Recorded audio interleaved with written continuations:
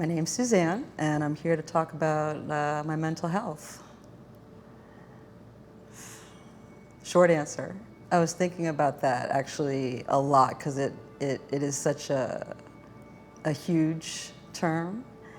And I feel like for me it means mind safety. And by that, like, I want to feel safe in my own head. This world and circumstances and all that stuff can make you feel very unsafe. And when you add mental illness, depression, anxiety, all that kind of stuff on top of it, your mind can feel really unsafe. So for me, the idea of mental health and trying to like take care of my mental health is to make sure that my mind feels really safe. I don't know how depression or anxiety kind of feels for anybody else in their body, but for me, it's not like this crippling, debilitating, I can't function depression.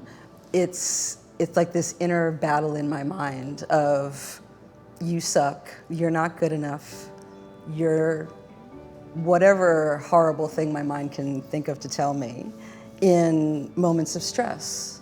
And it can be really exhausting to have that battle constantly when you're trying to live in this city, number one, but then try to have any kind of relationships or success. You're exhausted when all day long you're just like, just shut it down. You shouldn't say this because that's going to be stupid, and you know what happened the last time. Like the loop.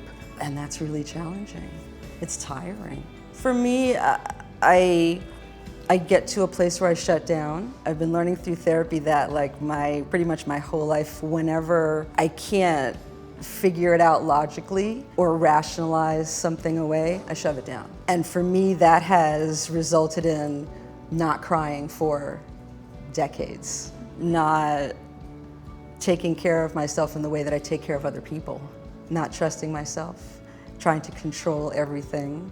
The list could go on and on. None of those things are good things if you want to have a productive life that's not filled with so much suffering. What was in my mental health practice before therapy? Very little. I felt like I knew myself, and there wasn't anybody that was going to tell me anything about myself that I didn't already know. I was so wrong. I would get frustrated or get into a mood or a depressive state and stay there and wallow in it and shut everybody out. And the things that I would do for myself before therapy, before finding the things that I have now, always revolved around movement and like getting on my bicycle, doing yoga. Once I found that, like that was just like, ooh, wow, this feels great. And not just, physically, but mentally, spiritually too. But I feel like without any of the tools that I have now, it was just like spinning my wheels until the next round came along, because I didn't have any of these tools to deal with what was happening. And it's just like this spiral of events of having a depressed state, and then finally coming out of that, feeling bad about being depressed for so long, and all the things that you missed out on, and then trying to like work up to get back to a normal kind of parameter of being, and having it start all over again. It's really exhausting. But yeah, therapy has helped with that, 9,000%. The one thing that I would do every day for my mental health would be to dance. Every single day. Something I've been doing, I'd say maybe the last 6 months. And it's part of my whole little morning ritual. But if I had to like keep the one thing, it would be that. For me, I've found it's like the way that I can connect all of the parts of myself. And the thing that I think can connect almost every human being is music, right? And I feel like I've denied myself so much joy in this life, and it like gives it to me every single time, every single morning without fail. Like right now, this is like, I'm thinking about it, and it's like, I thought about this morning when I was dancing, and I'm like, I'm gonna do this interview today, and I'm gonna be a mess, and it's gonna be fine. And remember to breathe. Yeah, I would dance every single day. What would I tell a friend who feels stuck? So if a friend was feeling stuck, all of the cliches and platitudes are running through my head, and they never seem adequate, but they're always very true. Keep going. keep going is like the thing that I tell myself every day. And I know that it feels like just like almost like a throwaway answer, like, yeah, just keep going, it's gonna get better. And when you're in the throes of like really bad shit, like it doesn't mean anything.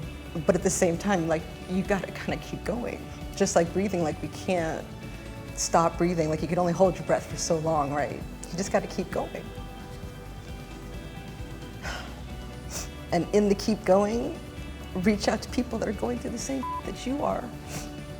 There are so many people now that I've started talking about my mental health that are just like, oh yeah, bitch, I've been in therapy for like 10 years now.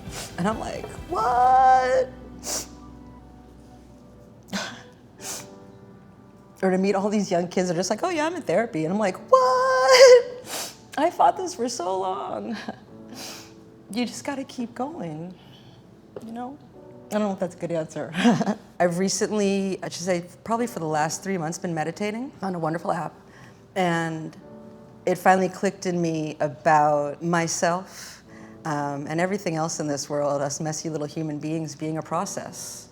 And I realized in therapy, like, I'm so hard on myself. I realized in all of this that, like, I'm so never gonna be perfect. And that every day is practicing to be the best version of myself, which sounds like so corny. Like I really don't want to sound like this hippy dippy idiot, but it really is, like every single day is a practice, and I'm like so proud of myself for showing up every day. Whether I do a really good job or a really bad job, I've like taken those adjectives out and I'm like, no, I'm showing up to do the job of me.